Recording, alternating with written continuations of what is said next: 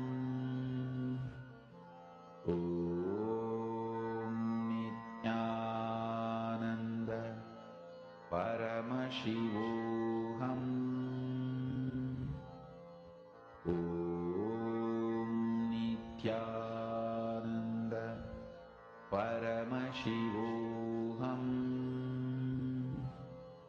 Om Nithyananda Paramashivoham. Om Nithyananda Paramashivoham. Om Nithyananda Paramashivoham. Om Nithyananda Paramashivoham. Mahamahavagya, spiritual lullaby for Samadhi, and Suprabhatam, wake up call, wake up song for Paramashiva. This Mahamahavagya is spiritual lullaby for you to fall into Samadhi. Suprabhatam, wake up song for Paramashiva to wake up in you. Just remember this one powerful cognition. This Mahamahavagya puts me in Samadhi. This is spiritual lullaby for Samadhi. And Suprabhatam, wake up song for Paramashiva in me. For Paramashiva to manifest. With this one spiritual powerful cognition, chant this Mahamahavagya.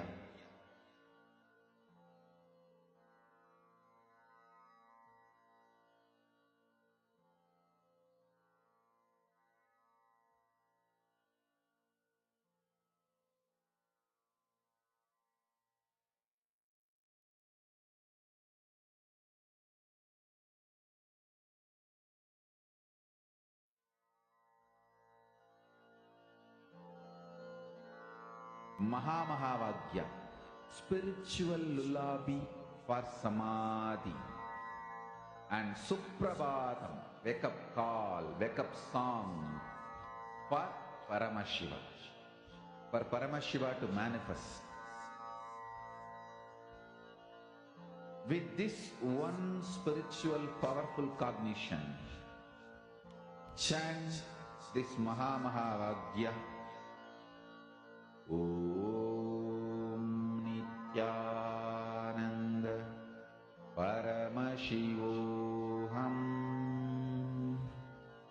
Om Nithyananda Paramashivoham. Om Nithyananda Paramashivoham. Om Nithyananda Paramashivoham. Om Nithyananda Paramashivoham. Om Nithyananda Paramashivoham. Om Nithyananda Paramashivoham. Om Nithyananda Paramashivoham. Om Nithyananda. Relax. Okay, we're all going to be entering now into a very, very, very interesting segment where we're going to be understanding about Lingodbhava Murti. I request all the participants to post. How many of you are able to start seeing?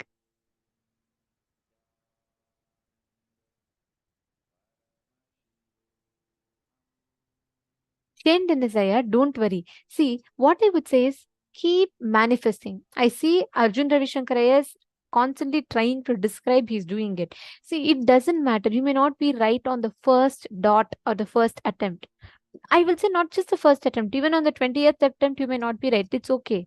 But don't come to the cognition. See, yesterday only we learned about super determinism, right? Don't tell, oh, I am not able to manifest because I have these patterns. Instead, ask, I am Paramashiva. How can I not manifest? That means I will be able to manifest. You may have one or two self doubt patterns that will come up a number of times. But I have a request for you. Consciously decide with your will to manifest and go on trying. It is okay even if you're wrong 100 times. I'm telling you, it's okay. You try. You can just explain. You can always tell, this is what I'm seeing, this is the color, this is the form, this is the shape, this is the size. That's okay. But go on describing. Never give up that. And I'll challenge you, Aya, within the next just that 11 days or 9 days that's left, you'll be able to start manifesting. The whole click is this. If you show your pattern how powerful your conscious supremacy is, the pattern will leave. If you show yourself that pattern is big, then you will forget your own conscious existence. Understanding? So now, let us all enter into the next session where we learn about Lingodbhava Murti.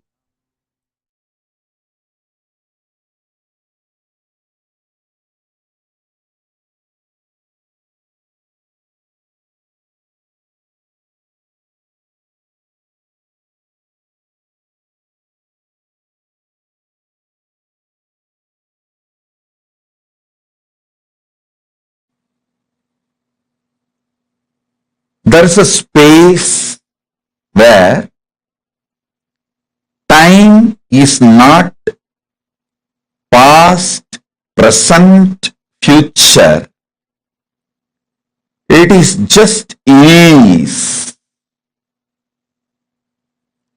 The pure easiness forms the basis of existence of time. In that time, which is only ease, there is no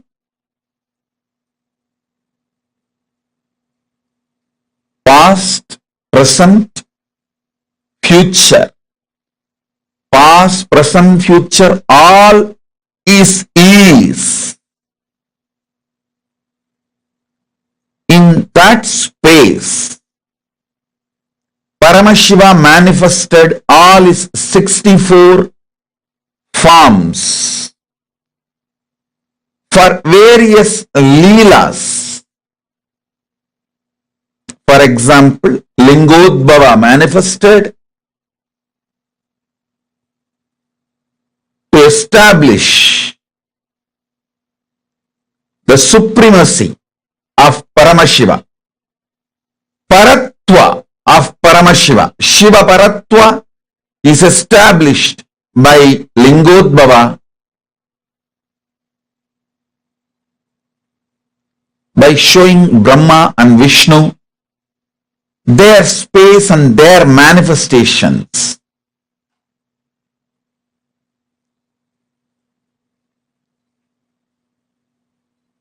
Listen. But the Lingodbhava can never be called as was. At that time, Lingodbhava manifested. You can't say. Lingodbhava is.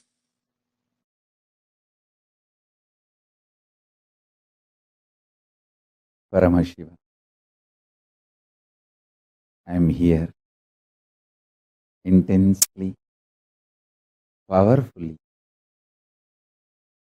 manifesting and available to all of us.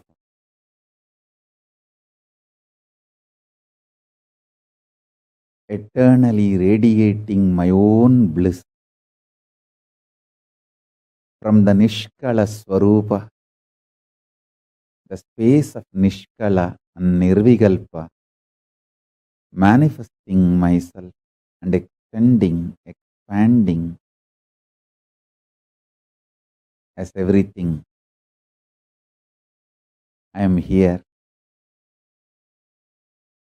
available to everyone.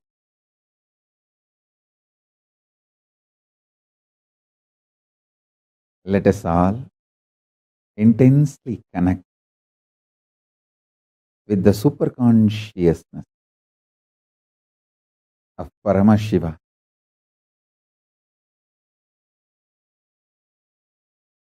Settle down, start listening intensely. I will open my very core, my very being to all of you through these powerful cognitions, understandings. Decide to come to these powerful conclusions along with me. Mahashivaratri is manifestation of me from my Nirvikalpa Nishkala Swarupa into this everything that exists. From my Nishkala Swarupa, I manifested as everything that exists. This Shivaratri is celebrated. This Shivaratri is observed, celebrated to celebrate my manifestation from Nishkala Swarupa and everything exists. From my pure formlessness, unclutched Nishkala Swarupa space, I manifested and continue to manifest everything that exists.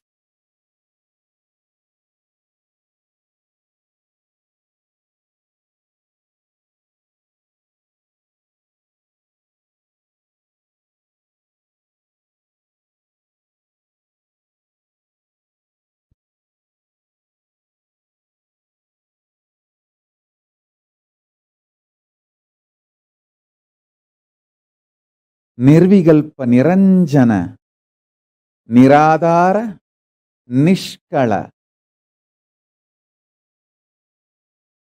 Swarupa.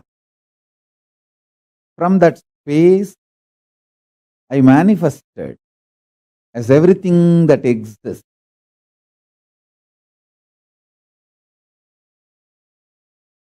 This manifestation is the Lingodbhava in Arunachala.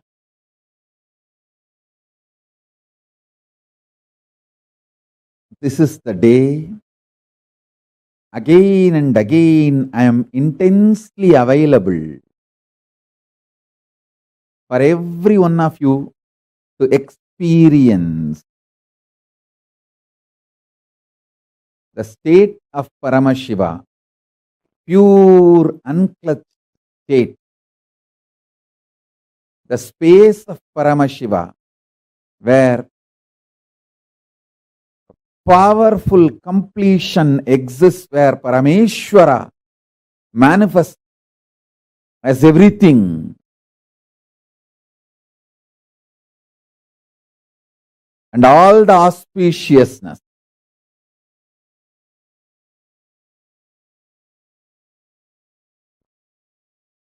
the powers of Paramashiva manifest as Parashakti, my own extension.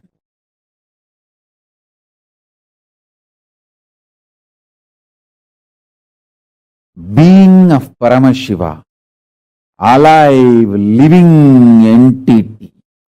Understand? If you think your qualities are stronger than your identity. You will see Paramashiva also as the quality and less identity.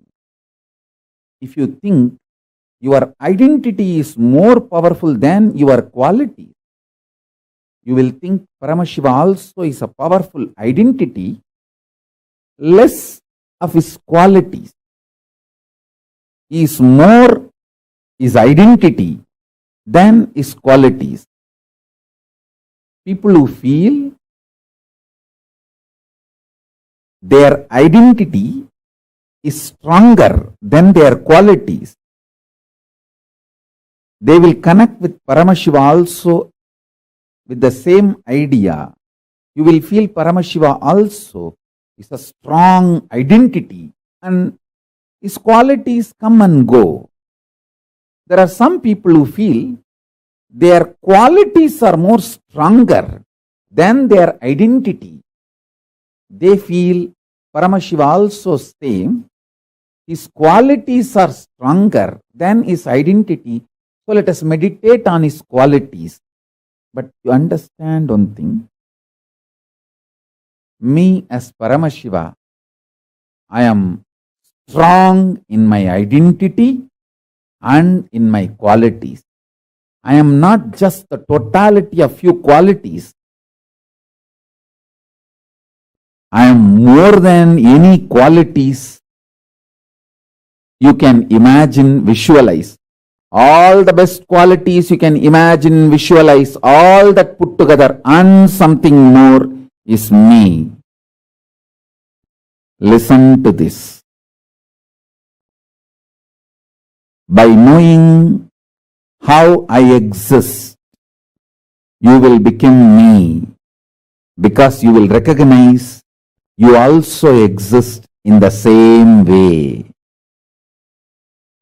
I am revealing the macrocosmic secrets. If you internalize these macrocosmic secrets, you will realize as a microcosm you also exist with the same principles, with the same understanding, in the same flow. Understanding. You exist in the same way I exist.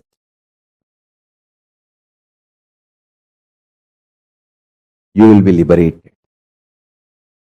You will be liberated.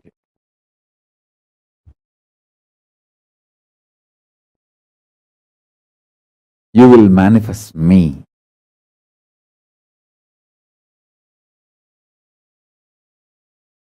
Paramashiva is all the best qualities you can imagine, all the best qualities put together, plus something more. So the identity is also strong. That is why I am saying I am form, formlessness, and more. I have an identity, I have being, I have all the Ananta Kalyana gunas, all the qualities, and more. By meditating on any of my qualities or my identity, you will manifest me. You can connect with anything.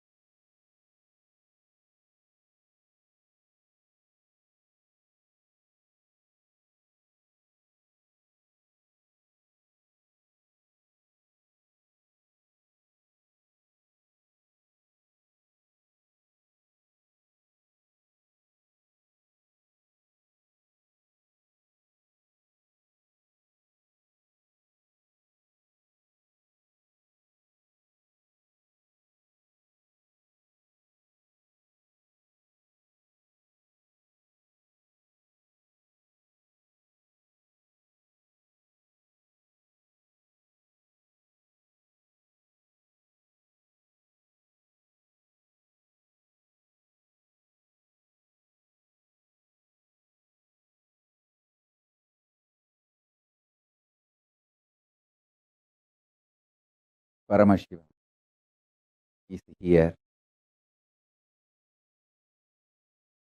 manifesting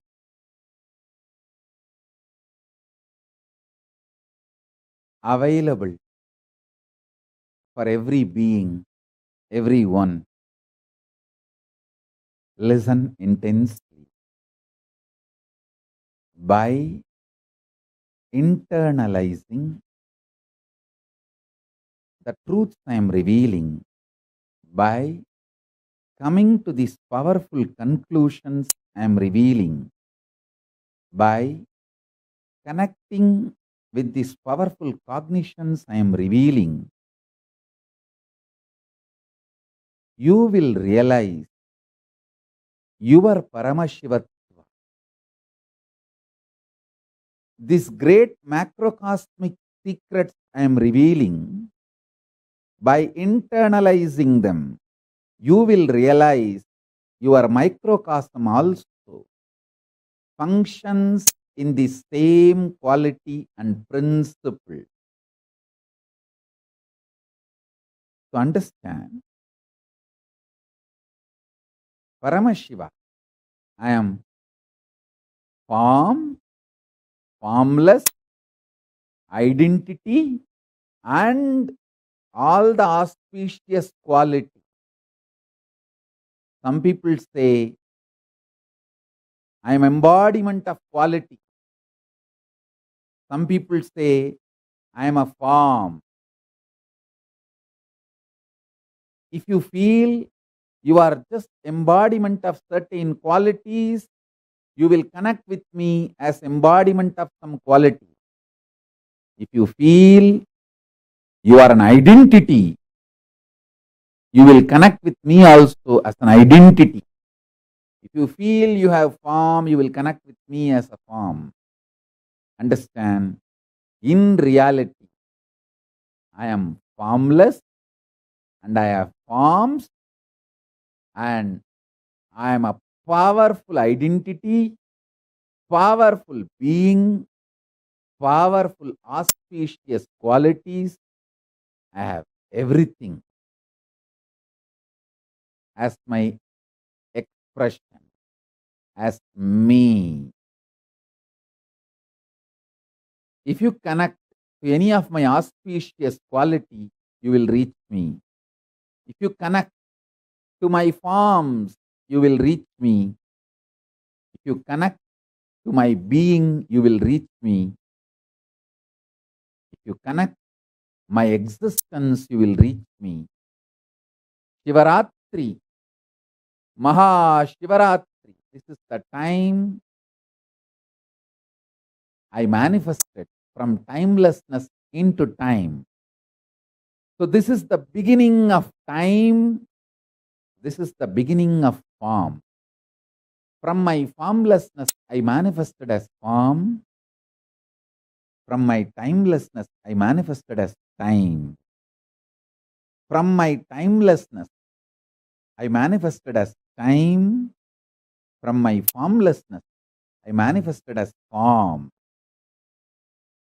So this is the beginning of everything that exists. My creation aspect, Srishti, creation aspect, understand? My creation aspect, Srishti, the manifestation aspect.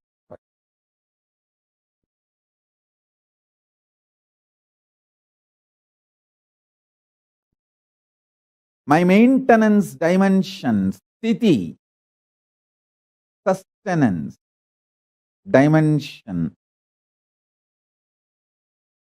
of this whole universe, and my rejuvenation dimension, destruction or rejuvenation dimension.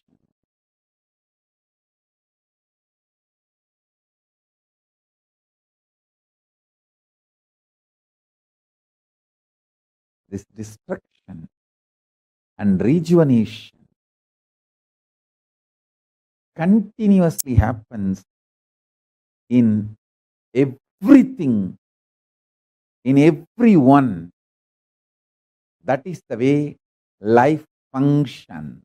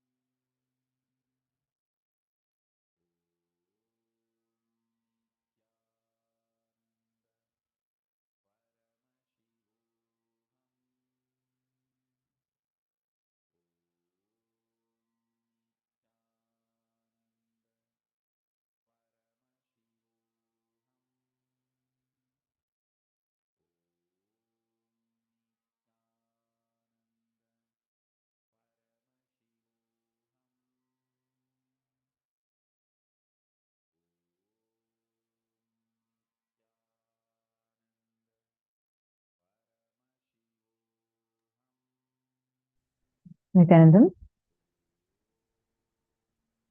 Now, Swamiji explained to us about the manifestation of Bhagavan Lingodbhava Murti. How many of you understood that? How Bhagavan Lingodbhava exists, how he is happening, how when we associate ourselves with form, we cognize divine, we connect to Paramashiva as form. When we are more and more getting connected to our formless, we connect to Paramashiva as formless. When we connect to ourselves as principles, we connect to Paramashiva as principles. In every level, he is manifesting. And in reality, he is the ultimate embodiment of all of these. See, right now, we are learning about Lingodbhava. And right after this, we are going to be entering into the Vedic Astrology, Hindu revelations, Hindu Cosmology. Mom Michelle Shong was asking, is today the only day we'll cover Hindu Cosmology? Yes. Sorry, I'm just seeing your question. Today is the only day where we are going to be covering Hindu Cosmology. The whole day is themed based on that, because today we have the darshan of Bhagavan Lingodbhava. Lingodbhava manifestation is something very, very, very beautiful. There's once Brahma and Vishnu, they both become egoistic. Lord Brahma and Lord Vishnu, they start feeling that I am the greatest of all. I am the greatest of everyone. So they would start having a fight, saying, who is greater than who? And when they both are fighting, to resolve that fight, suddenly a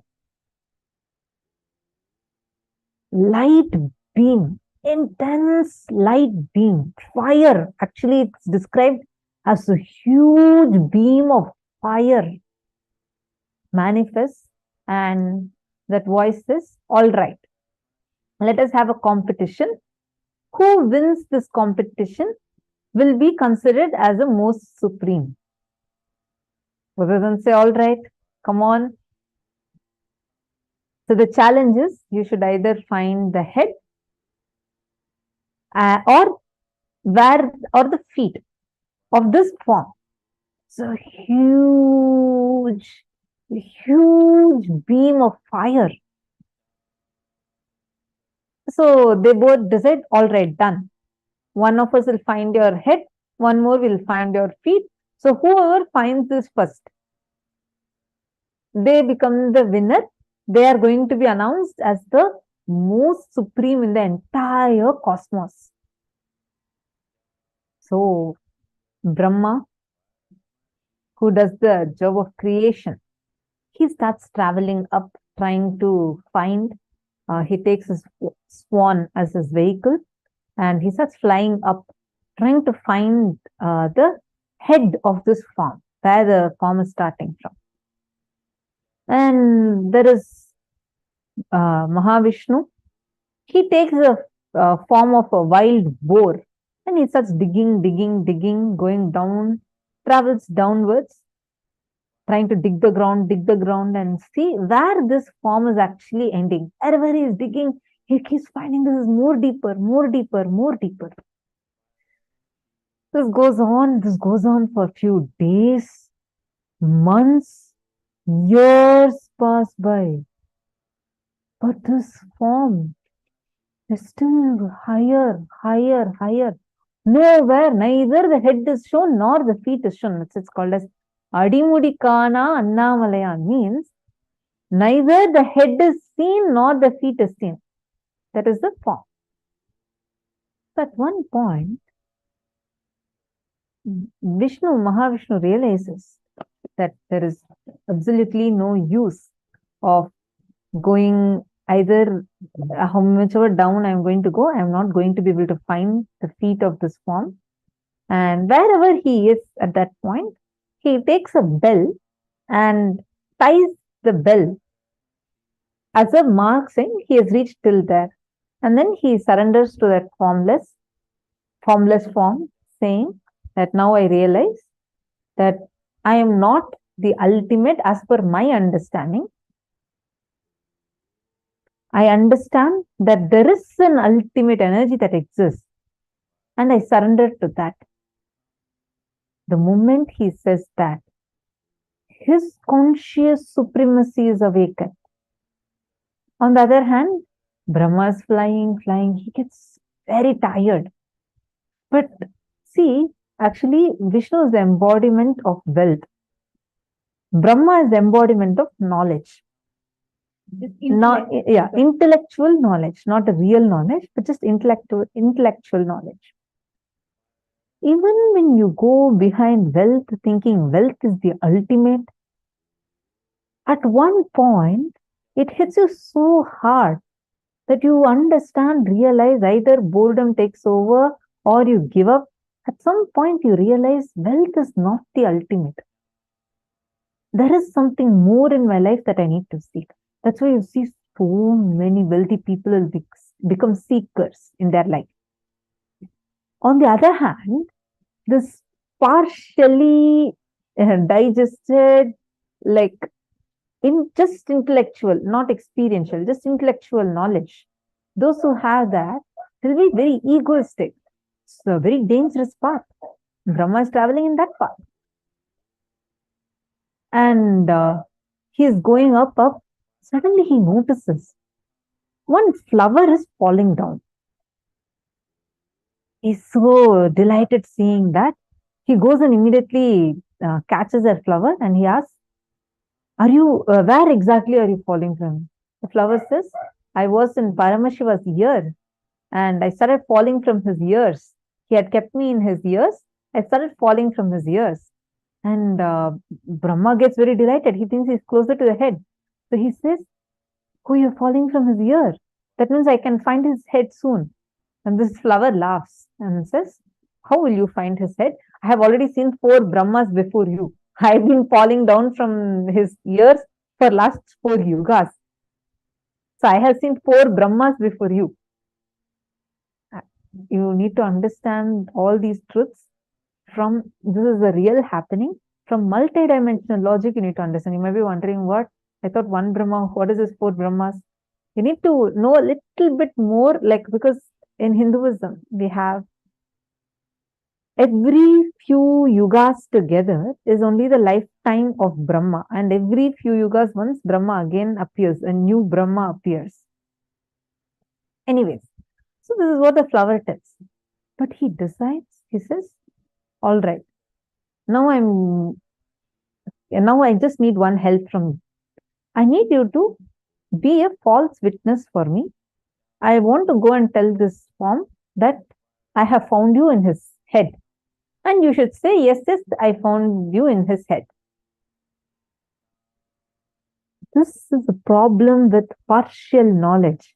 When you don't have the complete knowledge and just get stuck with intellectual knowledge, what happens to you? That's what happens to people who reads, who keep reading some books, try their own techniques, but who don't have a guru in their life. And they never can actually experience it. They get stuck at this point and they get into this habit of spontaneous lying. So now Brahma and Vishnu both come to the form and say, first Vishnu says, I'm sorry, Lord. I realize now, I don't think I'm able to find your feet, and I surrender. I understand that you are the ultimate, and I surrender at your feet. Please bless me and enlighten me.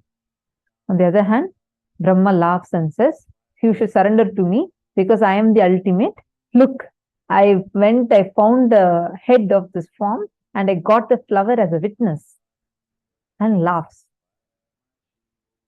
Paramashiva just looks at Brahma. He appears in his form and looks at Brahma. From Paramashiva's jatas, Kalabhairava comes, and Brahma used to have 5 heads. He used to have 1, 2, 3, 4, and 5, one more on top. But the moment he lies, Kalabhairava manifests and cuts Brahma's one head, the top head. And the moment that ego was removed, he understood that what he did was lying, and it was completely from an ignorant, arrogant thing. He falls at Paramashiva's feet, and he also realizes that there is what he thinks to be the ultimate. Just this impartial knowledge, this partial indigested knowledge is not the ultimate. There is much more, and he also gets enlightened.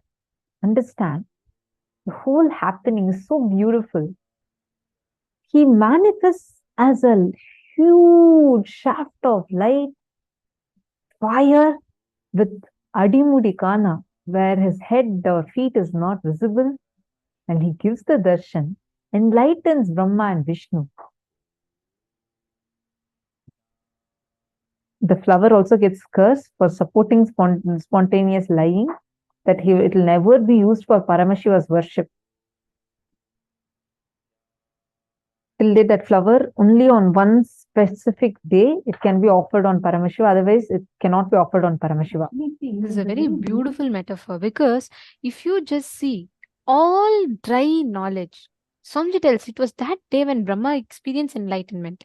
Because with just knowledge, sometimes we get too dry. We experience only all the knowledge that we gain. Unfortunately, it only becomes as an understanding to us, not an experience. For that, if you are stuck with that understanding, it's more dangerous. It is like neither it is inside nor it is outside. You need to start manifesting that experience as power. So that is what is that conscious sovereignty. And what Lingodbhava represents is that space where he is telling how you can achieve the conscious supremacy. He is neither tired or bored due to wealth. He is neither having dry knowledge. He is the ultimate, that Paratva, that consciously supreme being that stands tall. That is what Paramashiva represents. Today we are going to be experiencing that conscious supremacy, and that time when Lingodbhava manifests, all the devatas, everyone, the whole world worships, all multiverses worship Paramashiva. Such a glorious form. It's like formless in form, and every world they're seeing is still going up, still going down. There's no end, there's no starting, there's no ending. It's so glorious. So all of them request, oh Paramashiva, you have manifested so beautifully. We want to worship you in some form. See, if you're like you're manifested so big, just be with us. Then Paramashiva says, all right. He just cools down and assumes the form of a huge hill. That is the Arunachala hill. Understand Tiruvannamalai, the birthplace of Swamiji. The hill, Tiruvannamalai hill, Swamiji will keep talking about Arunachala, Tiruvannamalai hill. It's this very place. The whole hill is the form of Paramashiva. Understand? Actually, many scientific researches have been done on that hill. Till date, scientists are not able to calculate the age of the hill. Whatever they are trying to identify, the very next research is showing it's much older than that. So they have not. You can Google and see. It's an official information. You cannot identify the age of that hill. It's that old because this Lingodbhava happened, manifested, and cooled down as that hill. And the Devatas still request, all the gods and goddesses request, Paramashiva, you have manifested. Thank you so much that you came as a hill. But we want to worship you in some form. See, if I have to do puja for you, I can, or do abhishekam for you, then I have to only give like rain, because for a hill only the rain will be the abhishekam. But I want to worship you. Be with us continuously in this very form. Paramashiva says, all right. Gives a threefold promise. He says, from this moment on, I'm going to be here with all of you. One, in the form of this Arunachala hill. Second, in the form of Arunachaleshwara Linga. Third, through a continuous stream of living incarnations, I will happen here again and again and again. And true to his word, this time again, he has happened in Tiruvannamalai as our beloved Swamiji.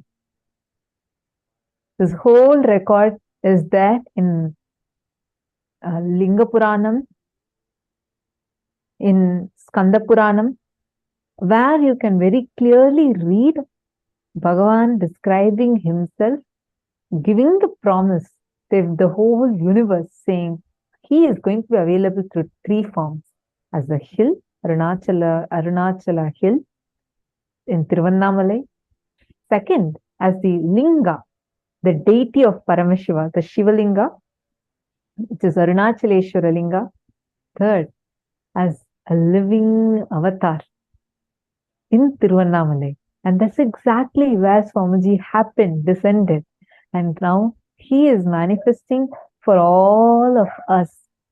Today, just sitting at the comfort of our homes, we are going to be able to enjoy, experience the form which Brahma and Vishnu had to do so much to see his head and feet. We are going to experience him today. That is the Lingodbhava form. When you connect to this Lingodbhava form, right, you will be able to manifest the space, the power of conscious sovereignty. See, Swamiji tells, when you are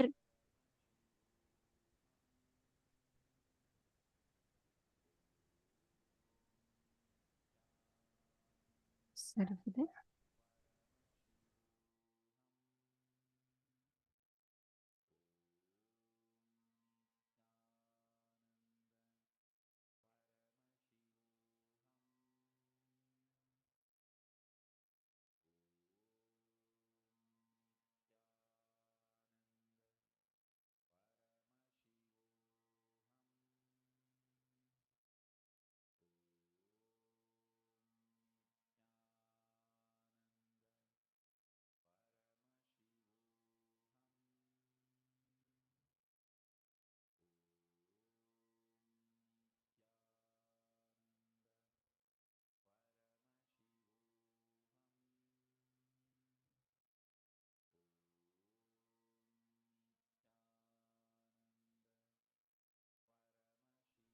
Yes, sorry for the technical glitch.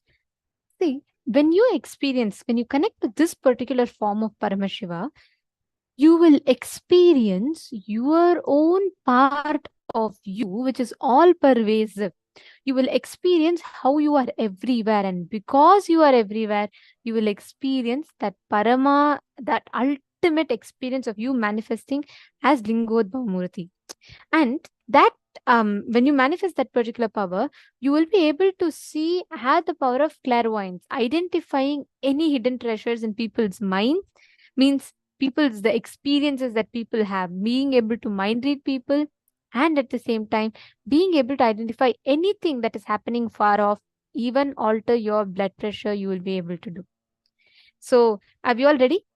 We are going to now enter into a very beautiful samyama, a process that Swamiji has given, through which you can start manifesting this. So can I request all the participants to please get a mirror for this particular process, please?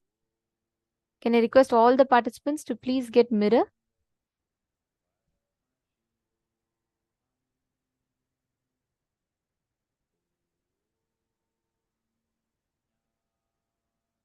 I request everyone to get the mirror.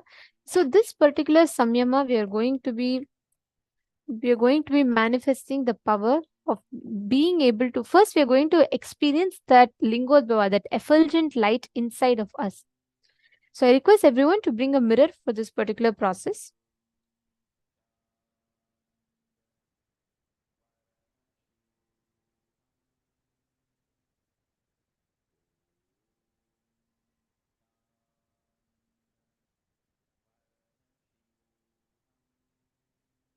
See, every one of us have a super physical self-effulgent light in all of us, which is shining in our eyes, which is shining through the skin, which is shining in our very being.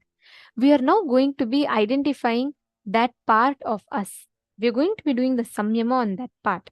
See, every one of us have the self-effulgent, that supremely bright, that shining light.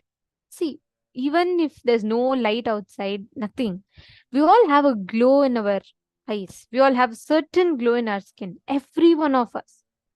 Your race, your gender, your beliefs, your religion, nothing matters. Every one of us have this part in us. That effulgence in us is that Lingodbhava, Linga Udbhava. Now, we are going to be doing the samyama by contemplating, trying to identify that light in us. No, Arjun Ravishankar is asking if you can use phone camera. No. You should not. Please bring a mirror and do it. You should see the mirror and you should see yourself. See, only mirror will reflect. There will be no other functions extra that happens in that. Do not use phone camera. Please use a mirror. Just find a mirror, some reflective surface.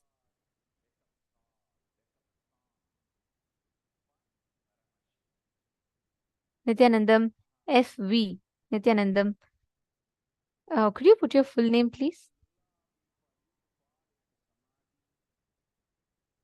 Yes. All of you, please keep the mirror in front of you. Now, the exact process that you're all going to be doing.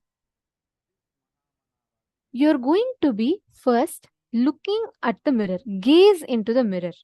Your eyes should lock to yourself in the mirror. Sit in front of the mirror and gaze at your own reflection. Just gaze at you. Don't look at the mirror and say, oh, I think my lipstick is a little less. Don't look at yourself and get distracted. You're going to only see the reflection in a very unclutched way. You're just going to look at yourself and keep looking at the form, gazing at your form until a point you will all see this. Every one of you will notice this. Suddenly you will see that your form disappears and you will only see like a unclear ball of kind of a light. In that same reflection, as you gaze into it, suddenly you will see your reflection lose its separate dimensions and paths. It will almost appear like just a lump of light. Without having a clear hands, legs, head, without having a clear picture, you will suddenly see the whole thing will become like a ball, light ball. Please understand, when you gaze at the light intensely, the independent, definitive shape of your form will melt down. You will only feel like you're seeing like an egg ball. It will usually be like an egg-shaped ball, like a light in the shape of an egg. That is what is called as Swayam Prakasha, the self-effulgent, the supernal light inside each of us. This is what we call as Linga. Understand, when you gaze at your own image, all the attributes you attributed to your own form will melt down. If you are able to see the light ball, you are a Lingodbhava. Means you have recognized your self-effulgent light inside of you.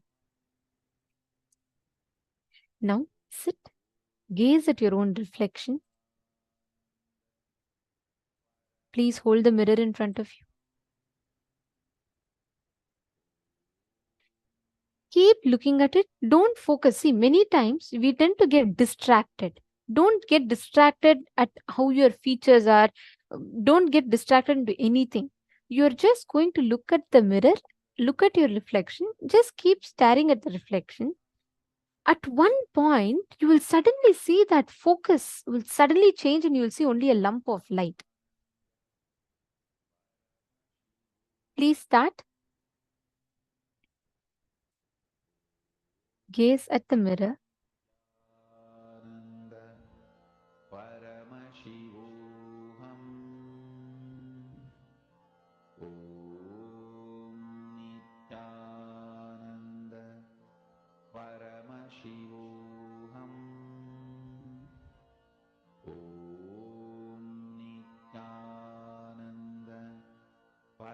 And just see the mirror in the most unclutched form. Gaze at it. Look at your own reflection up until the point where your whole form disappears and you just see an egg-shaped light ball.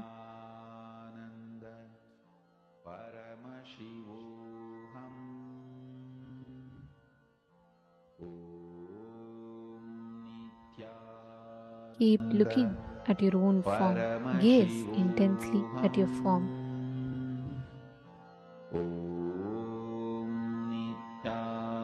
Nithyananda Paramashivoham. Om Nithyananda Paramashivoham. Om Nithyananda Paramashivoham. Om Nithyananda Paramashivoham. Om Nithyananda Paramashivoham. Om Nithyananda Paramashivoham. Om Nithyananda Paramashivoham. Om Nithyananda Paramashivoham. Om Nithyananda Paramashivoham. Om Nithyananda Paramashivoham. Om Nithyananda Paramashivoham. Om Nithyananda Paramashivoham.